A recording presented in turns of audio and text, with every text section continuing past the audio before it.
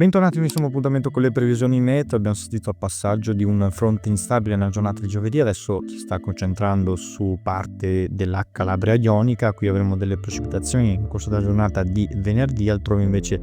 foschia e nubi anche dense sulle zone pianeggianti, specie sulla Val Padana centro-orientale, e possiamo vedere anche dalla grafica come nel weekend assisteremo a un nuovo passaggio di una perturbazione da quadranti occidentali di matrice atlantica che si concentrerà in modo particolare proprio sulle regioni settentrionali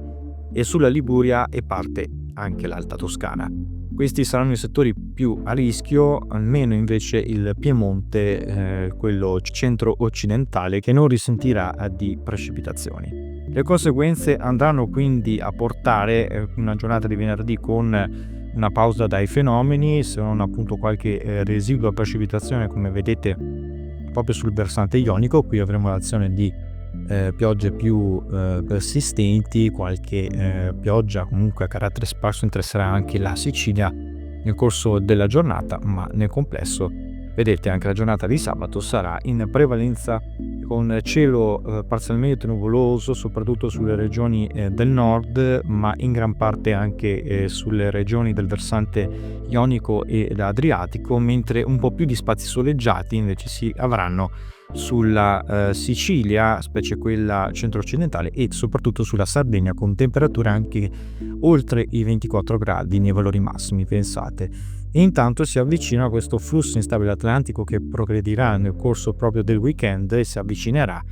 dalla Francia e sulla Corsica, portando quindi il fronte diretto proprio una giornata di domenica verso il nord Italia. E quindi quali saranno i settori più colpiti? Già dalle prime ore risentiremo la giornata di domenica proprio durante la nottata i fenomeni sul nord-ovest, in modo particolare nel corso della nottata e della mattinata, ma comunque agiranno maggiormente sul Piemonte orientale e sulla Liguria in modo particolare, qui le aree più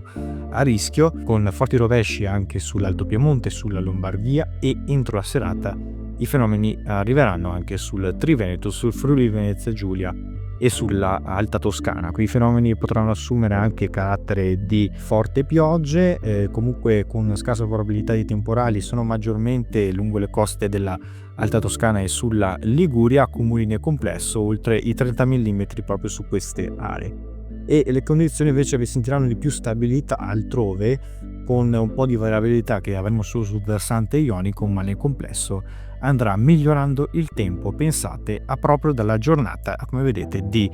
lunedì, quando assisteremo a una espansione dell'anticiclone proprio dei quadranti occidentali di matrice azzorriana, possiamo così dire, perché proveniente proprio dall'oceano, riuscirà a portare delle temperature comunque abbastanza miti per il periodo nel corso delle ore diurne. Saremo attorno ai 16-18 gradi ancora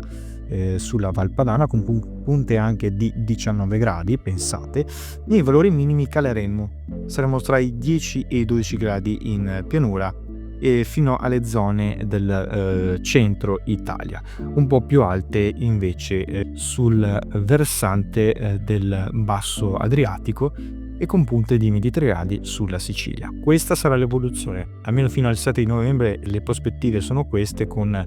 un blocco delle perturbazioni atlantiche proprio diretto solamente sulla Gran Bretagna e sulla Norvegia in parte, ma questo blocco della circolazione atmosferica consentirà le perturbazioni solo, come vedete, sui settori più a nord-ovest, quindi sul nord Atlantico. Non avremo quindi una situazione, insomma,